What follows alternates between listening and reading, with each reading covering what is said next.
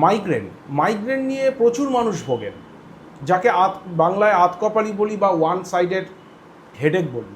এর অনেকগুলো কারণ থাকে, যেমন ধরুন প্রচণ্ড স্ট্রেস।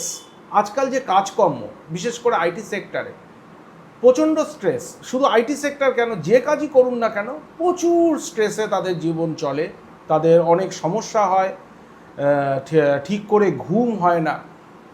অন্তত 7 থেকে 8 ঘন্টা নিজের জন্য বেছে নিতে হবে ঘুমের জন্য। যদি না ঘুমাতে পারেন তাহলে হেডেক আসতে পারে। কিংবা ধরুন আপনার এমন জায়গায় থাকেন যেখানে সারাক্ষণ লাউড স্পিকারে আওয়াজ হচ্ছে, এভরিডে হচ্ছে, সেখান থেকে আপনার কিন্তু মাইগ্রেন হতে পারে। মাইগ্রেন আর এমনি মাথা ব্যথার মধ্যে কিন্তু পার্থক্য আছে। এমনি মাথা ব্যথা আমরা কিছুক্ষণের জন্য হলো কিংবা কোনো কারণে হলো, সেটা সেরে গেল। মাইগ্রেনের মাথা ব্যথা কিন্তু 4 থেকে 3 দিন পর্যন্ত কন্টিনিউ থাকতে পারে।